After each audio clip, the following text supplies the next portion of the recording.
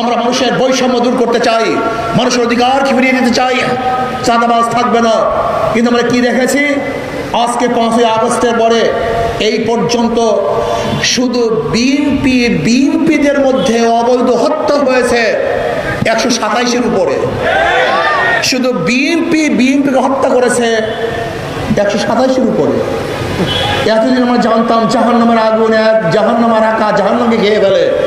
এখন আমরা কি দেখছি, এক বিএনপি আর এক বিএনপিকে খেয়ে ফেলছে।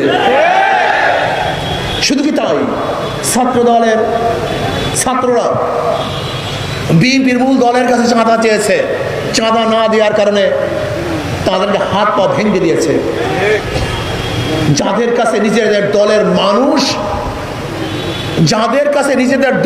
মানুষ নিরাপদ নয়, তাদের কাছে বাংলাদেশের কোনো নাগরিক নিরাপদ হতে পারে না। যেই দলের এক দল আর এক দলকে, এক সংগঠন তার অঙ্গ সংগঠনে চাঁদা দিতে হয়, সেই দলের কাছে বাংলাদেশের কোনো ব্যবসায়ী নিরাপদ থাকতে পারে না। যেই দলের মানুষকে খুন করে, সেই দলের কাছে বাংলাদেশের কোনো মানুষের জান মালের নিরাপত্তা থাকতে পারে না। যেই দল কাউন্সিল করতে পারে না, নিজেদেরকে সংরক্ষণ করতে পারে না, নিজেদের মধ্যে শিষ্টাচার শৃঙ্খলা ঠিক রাখতে পারে না, তাদের মাধ্যমে বাংলাদেশের কোনো অবস্থাতেই শৃঙ্খলাবদ্ধ হতে পারে না।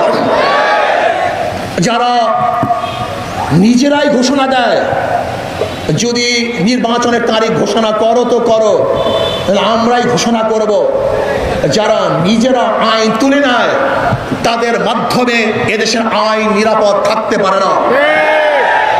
যারা মেয়র হওয়ার আগে সিটি ভবন দখল করে, তাদের কাছে বাংলাদেশের মানুষের জান মাল ইজ্জতের নিরাপত্তা থাকতে পারে না। না, এদেরকে আর বাংলাদেশের মানুষ কোনো অবস্থাতেই গ্রহণ করবে না। অনেকেই ভাবছেন আগামীতে অমুক দল ক্ষমতায় আসবে, গুড়ে বানি।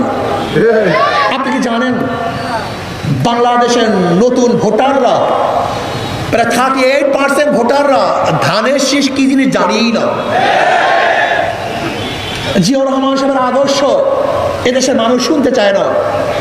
যখনই নতুন ভোটারের কাছে জিয়াউর রহমান সাহেবের আদর্শ কথা বলা হবে, তখন তারা জিয়াউর রহমানের আদর্শ কি বলবে, যে জিয়াউর রহমানের আদর্শ মানে হল চাঁদাবাজি করা, খুন করা, অবৈধ দখল করা, জুলুম করা,